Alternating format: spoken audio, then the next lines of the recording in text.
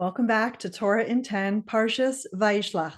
I'm Jody Burkell, and I'm so excited to be here with you again. It's Wear Your Favorite Team Jerseys Day at school today, so go Leafs go.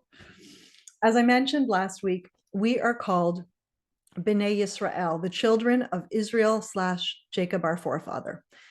There is something so significant going on here today, an idea so big that it has literally changed my life. When I first heard it, I'll admit I had my own wrestling match with its deep meaning. I'm so excited to share it with you today. It just might be one of my favorite ideas in all of Torah. Last week, we learned from Rabbi Sacks that Jacob's life experiences provide us with a powerful metaphor for life. In Parshas Vayetze, we spoke about faith as a ladder. This week, we learn about faith as a wrestling match. As we struggle with our own doubts and hesitations, with our challenges and with our fears, Rabbi Sacks says, if you find yourself struggling with faith, you are in the company of Jacob, who became Israel, the father in faith of us all.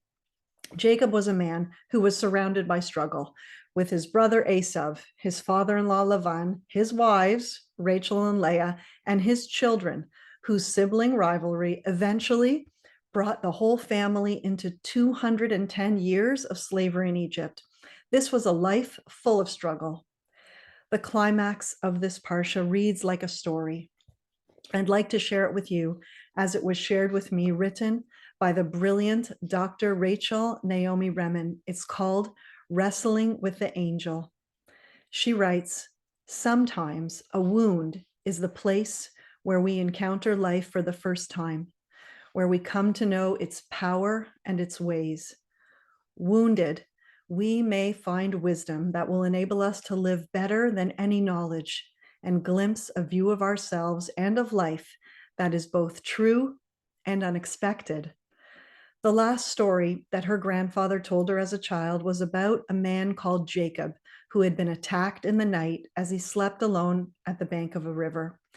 He had been traveling, and when he stopped to make his meal and settle down to sleep, the place seemed safe enough, but it was not so.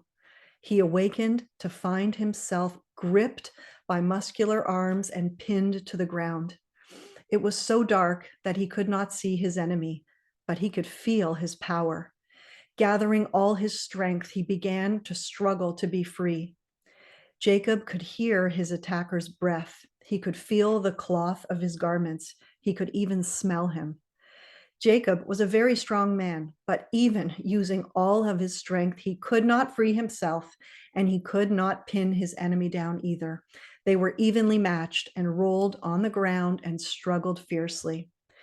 They struggled for a long time, but the darkness does not last forever. Eventually, it was dawn, and as the light came, Jacob saw that he had been wrestling with an angel. With the coming of the light, the angel let go of Jacob and tried to leave, but Jacob held him tightly. Let me go, the angel told Jacob. The light has come. But Jacob said, I will not let you go until you bless me. The angel struggled hard, for he wanted badly to escape, but Jacob held him close. And so the angel gave him a blessing. He said, no longer will it be said that your name is Jacob, but Israel, for you have struggled with the divine and with man and have overcome.